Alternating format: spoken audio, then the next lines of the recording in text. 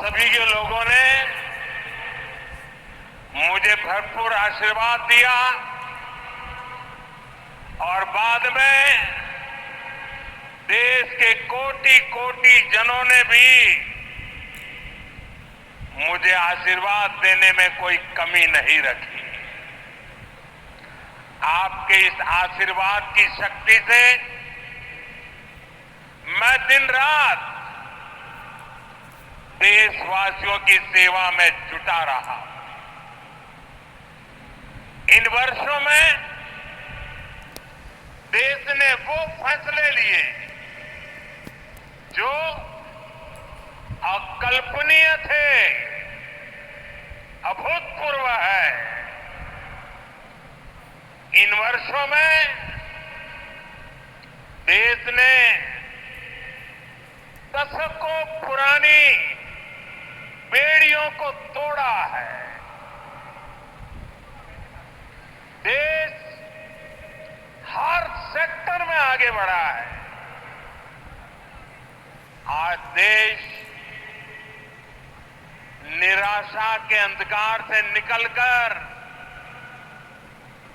विश्वास के उजाले में तिरंगा फहरा रहा है। साथियों, आज हम 140 करोड़ भारतीय मिलकर अपने देश को विकसित भारत बनाने के लिए जी जान से जुटे हैं। देश की तरक्की के लिए जो कुछ भी चाहिए वो हम भारत में ही बनाएं, ये आज के समय की मांग है। भारत आज तेज गति से मैन्युफैक्चरिंग की दुनिया में आगे बढ़ रहा है। इसकी जरूरत के सामान का निर्माण हो या फिर दुनिया के अलग अलग देशों में हमारे देश के बनी हुई चीजों का एक्सपोर्ट, ये सारा लगातार बढ़ रहा है। आज हम स्मार्टफोन से लेकर गाड़ियां, खिलौने, सेना के अस्त्र शस्त्र, दवाएं, ऐसा बहुत सारा सामान दुनिया के देशों में निर्यात कर रहे हैं। इतना ही नहीं, आज भारत रेल, मेट्रो और इसके लिए जरूरी टेक्नोलॉजी खुद बनाता भी है और दुनिया में एक्सपोर्ट भी करता है। और हमारा ये दाहोद इसका जीता जागता प्रमाण है। दाहोद में वट पड़ी की वजह है। थोड़ी देर पहले यहां हजारों करोड़ रुपए की परियोजनाओं का शिलान्यास और लोकार्पण हुआ है। इसमें सबसे शानदार दाहोद के इलेक्ट्रिक लोकोमोटिव फैक्ट्री है। 3 साल पहले मैं इसका शिलान्यास करने आया था और कुछ लोगों को तो आदत हो गई है कुछ भी गालियां देने की। वो कहते थे चुनाव आया तो मोदी जी ने फैक्ट्री का शिलान्यास किया, कुछ बनने वाला नहीं है, ऐसा कहते थे। आज 3 साल के बाद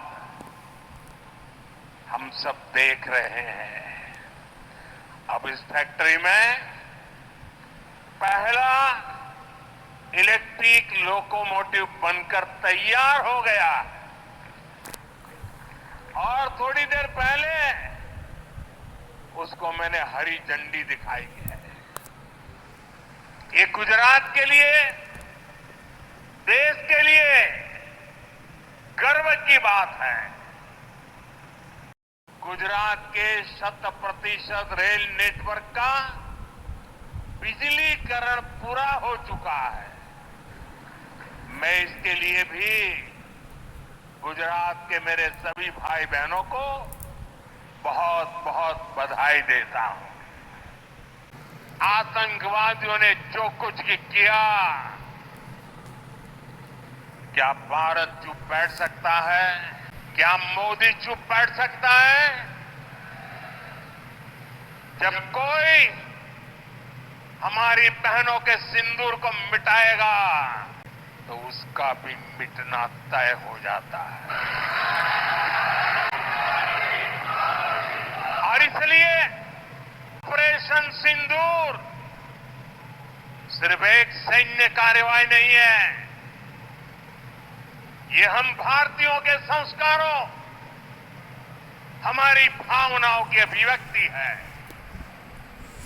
आतंक फैलाने वालों को सपने में भी सोचा नहीं होगा मोदी से मुकाबला करना कितना मुश्किल होता है। आतंकवादियों ने 140 करोड़ भारतीयों को चुनौती दी थी, इसलिए मोदी ने वही किया जिसके लिए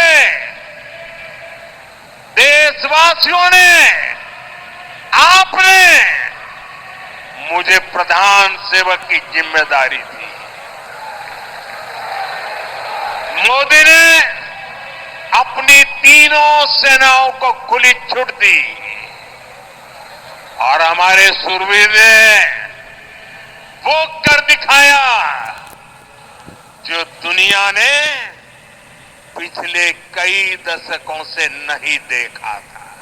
क्यों? बंटवारे के बाद जिस देश का जन्म हुआ